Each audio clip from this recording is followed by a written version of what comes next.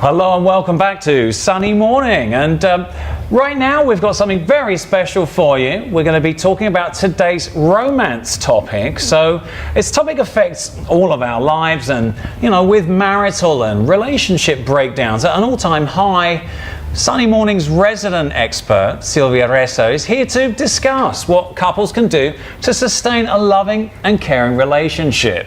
So Silvia, let's start us off. What can couples do, and what's the process of sustaining love and marriage? Wow, well, it takes a lot of perseverance, consistency, but also care and love. However, today, Tuesday, by the way, is the day of love. Do you know that? It's Tuesday? Tuesday. Tuesday's the love. Tuesday, what day of love? It's the day of love in general. Anyway, so that's what I chose it for this kind of topics. Anyway, there's a lot to do regarding the relationships and how to make them work to stay, in a long relationship, but healthy relationship, because people sometimes stay in a long relationship, but they are like fighting most of the time, and they just not listened. And but there are some new techniques that actually they're easy to do that back at home, and so you can practice that. It's gonna just flip another exercise, which is gonna be very, very easy for you. You can follow that, because you know what, Elliot, most of the time, you know what the problem is? No. And we all are gonna laugh about this. The problem that creates conflicts, it's perception.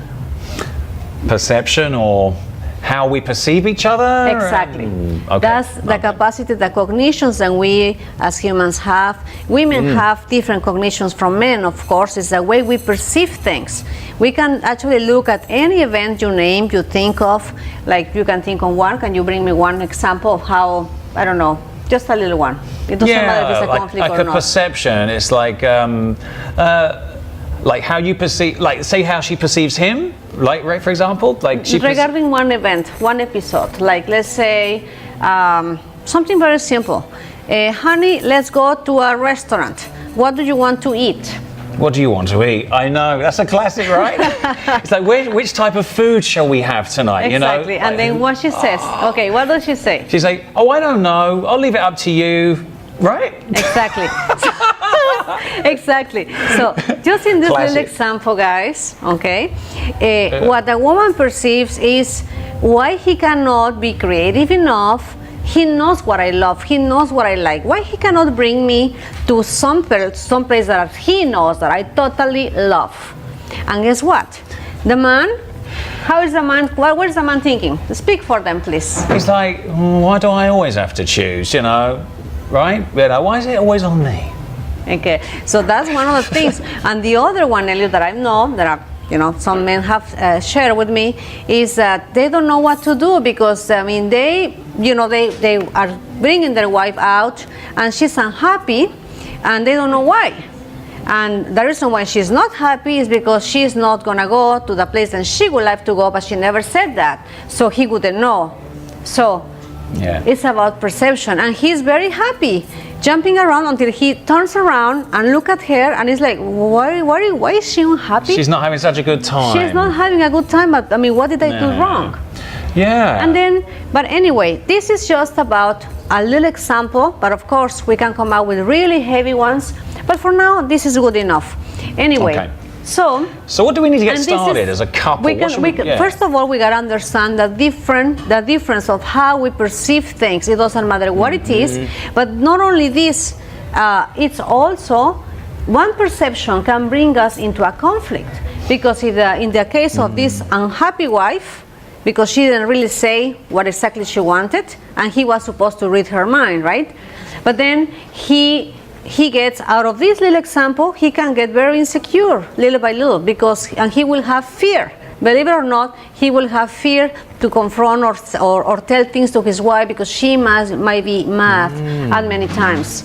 So he contains things, he holds things for himself, and then she is gonna think of him like, oh, he's so mysterious, what is he doing, and then she's gonna start thinking something else, that nothing is happening, but it's creating a lot of things on her mind, and then a bigger conflict is like the beginning of the wrong things that happen into relationships.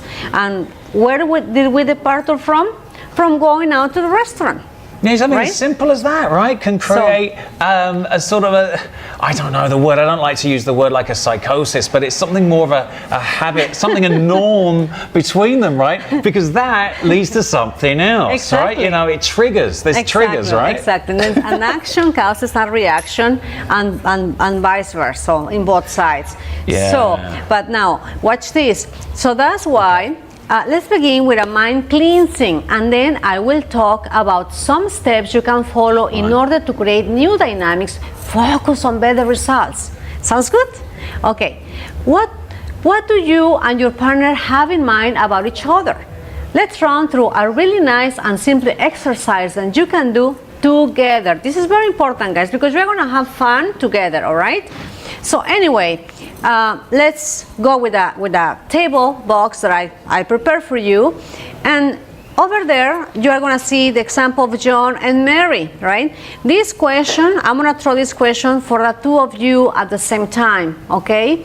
The question is, listen very carefully, is Mary, what do you think John thinks of you?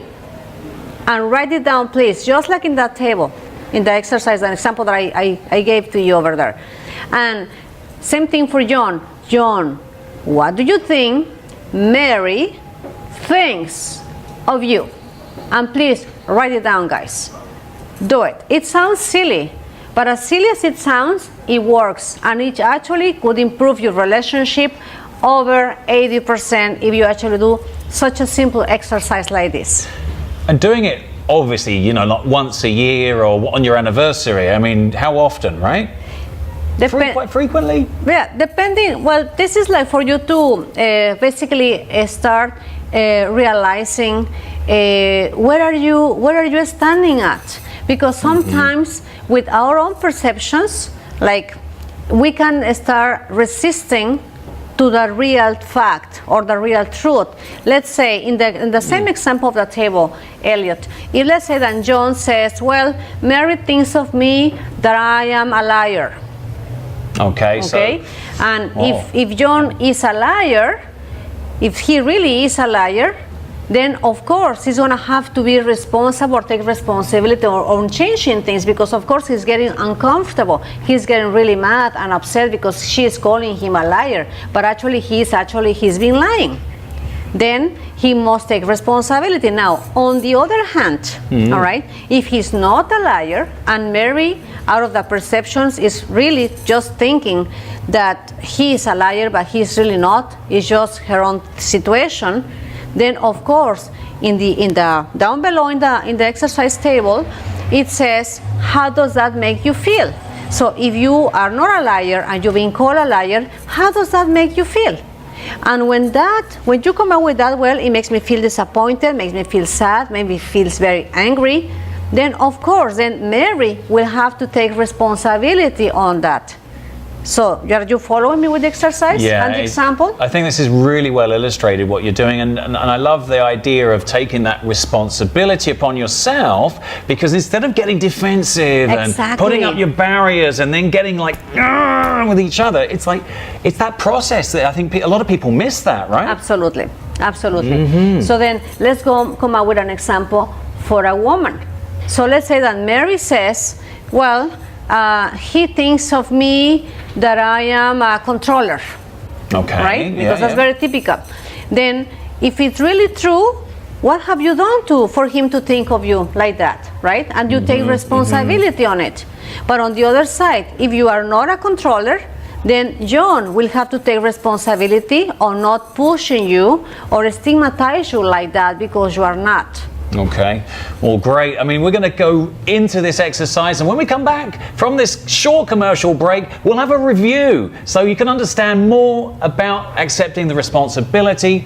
Don't go away. We'll be right back with Sunny Morning. Bingo.